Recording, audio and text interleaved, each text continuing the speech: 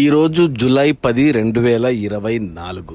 సరిగ్గా 9 ఏళ్ల క్రితం అంటే 2015 జూలై 10న ఒక అద్భుతం జరిగింది మన తెలుగు సినిమా ఇండస్ట్రీకి, లేదా మన ఇండియన్ ఫిల్మ్ ఇండస్ట్రీకి. అదే బాహుబలి సినిమా పార్ట్ 1 రిలీజ్ అయిన రోజు జూలై 10, 2015. సరిగ్గా 9 ఏళ్ళు అయింది.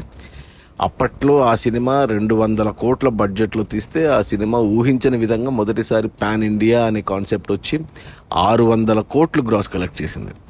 ఇక ఈ సినిమాని 100 కోట్లకి అమ్మితే డిస్ట్రిబ్యూటర్లకి అన్ని భాషలు కలిపి పాన్ ఇండియా లెవెల్లో అప్పట్లో డిస్ట్రిబ్యూటర్ షేర్ వచ్చేసి 300 కోట్ల షేర్ వచ్చింది. అంటే 100కు 200 కోట్ల లాభాలతో సినిమా ఎపిక్ అయింది. కలెక్షన్స్ పక్కన పెడితే ఆ రోజు నుంచి ఈ రోజు వరకు కల్కి రిలీజ్ వరకు ఈ 9 ఏళ్లలో మన తెలుగు సినిమా ఎంత ఎదిగిందో చూసామో. అప్పటి నుంచి పాన్ ఇండియా అని ప్రతి ఒక్కరూ తెలుగు, తమిళ, కన్నడ, హిందీ, మలయాళం అన్ని భాషలు ఇప్పుడు విస్తృతంగా పెరిగిపోయాయి. Technology wise, collections wise, reach wise హాలీవుడ్తో పోటీ పడేంత రేంజ్కి ఎదిగింది. వీటికి అన్నిటికీ కారణం ఒకే ఒక సినిమా, అదే బాహుబలి. సరిగ్గా 9 ఏళ్ళు అది మన బాహుబలి. ఈరోజు జూలై 10 నాడు 9 ఏళ్ళు కంప్లీట్ అయ్యింది. సరిగ్గా 9 ఏళ్ల క్రితం వచ్చిన సినిమా అప్పట్లో 200 కోట్ల బడ్జెట్లో తీస్తే 600 కోట్ల గ్రాసు.